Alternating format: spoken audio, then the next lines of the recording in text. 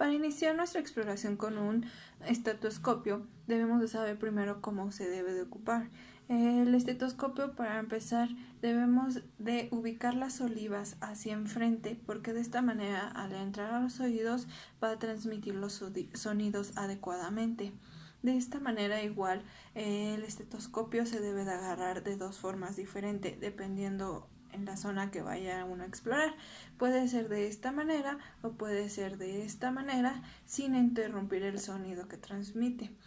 Estos ruidos van a ser cortos pero muy bien definidos gracias a los cierres de las válvulas cardíacas. Ahora sí, pasamos a ver cuáles son los 4 puntos para la exploración cardíaca. Para ubicar nuestros puntos en la exploración cardíaca, el primero lo vamos a encontrar en el segundo espacio intercostal del borde derecho del esternón. Este es nuestro foco aórtico. Para ubicar nuestro segundo foco, que es el foco pulmonar, lo vamos a encontrar en el segundo espacio intercostal del borde izquierdo del esternón.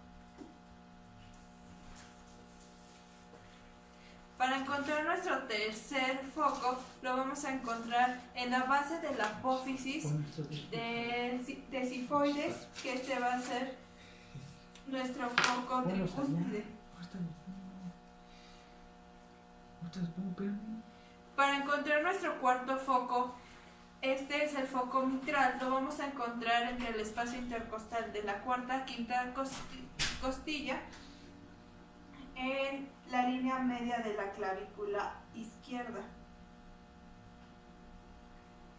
Y por último tenemos un quinto foco, pero este foco es solamente accesorio. Es el foco de Ehr, y este lo vamos a encontrar en el tercer espacio intercostal.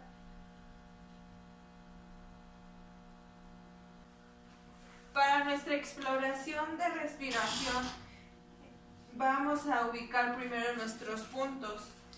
El primer punto se va a ubicar en la parte superior, el segundo punto se va a ubicar en la base de las alas, que es el 4 y el 5, el 6, me brinqué de 4, 1, 2, 3.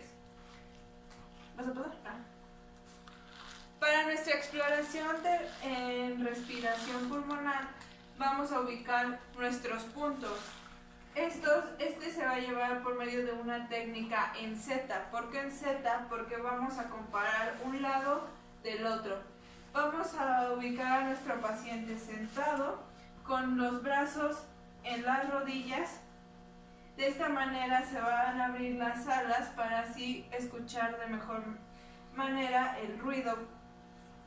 El primer punto lo vamos a encontrar en la región superior, el segundo y el tercero lo vamos a encontrar en el espacio interescapular 2 y 3, el 4 y el 5 igual en el espacio interescapular, el 4 y 5, el 6 se va a ubicar por debajo de la escápula, el 7 también, y el 8 y el 9 va a ser en los espacios de la base baja de la escápula.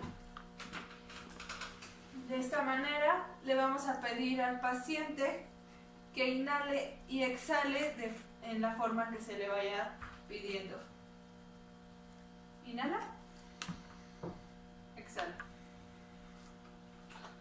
Inhala, exhala. Inhala, exhala. Inhala, exhala. Inhala, exhala. Inhala, exhala. Inhala, exhala. Inhala,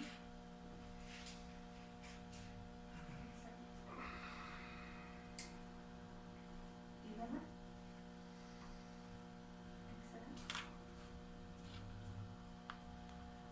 Inhala, exhala.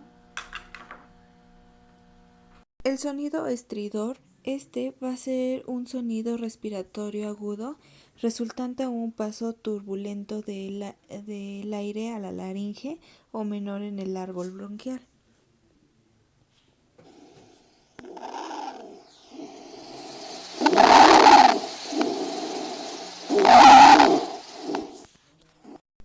Para los sonidos crepitantes, estos se producen durante la apertura de las pequeñas vías respiratorias previamente cerradas, antiguamente denominadas de burbuja. Sus principales causas son la neumonía, el edema de pulmón, fibrosis pulmonar, entre otras.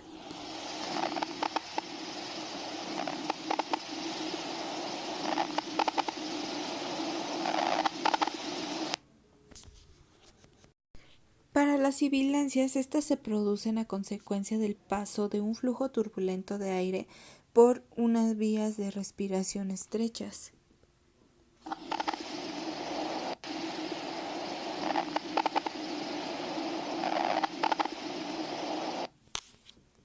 Para roncos, estas son sobre todo el resultado de la presencia de secreciones en las vías respiratorias.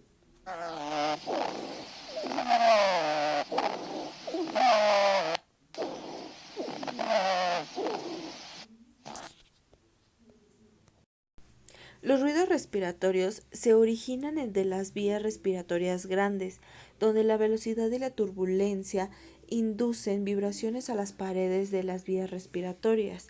Estas vibraciones se van a transmitir a través del tejido pulmonar y la pared torácica a la superficie, en donde van a poder oírse con la ayuda de un estetoscopio. Los ruidos respiratorios normales están directamente relacionados con la velocidad del flujo aéreo y la morfología de la luz de la vía de conducción. Para la palpación se va a llevar a través del tacto superficial se va a confirmar las alteraciones de la superficie del tórax y se va a intentar explicarlas a través de las bases conceptuales anatómicas existentes.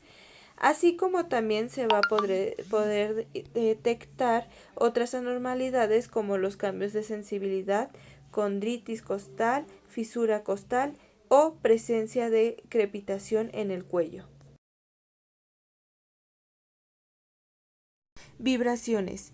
Aquí, la transmisión de las vibraciones de las cuerdas vocales durante el habla a través de los bronquios, parénquima pulmonar, pleura y pared torácica van a producir las vibraciones vocales.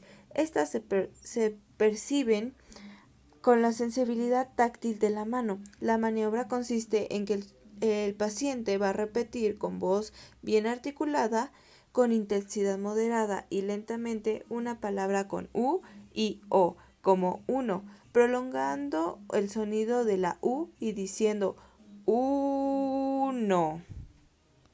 Para la percusión se va a utilizar la transmisión de una onda sonora y la reflexión de la misma para obtener la información no superficial del tórax. La maniobra consiste en golpear suavemente la superficie del tórax con el fin de obtener sonidos cuyas características nos permiten reconocer la naturaleza física de la alteración y los límites del pulmón subyacente. Los sonidos obtenidos a la percusión son tres tipos. El primero corresponde a claro pulmonar, el cual se obtiene al percutir el tejido pulmonar normal. El segundo corresponde a la matidez, en el cual el resultado es el de percutir sobre el hígado y el corazón. Por último, el sonido del timpánico, el cual se genera al percutir el estómago.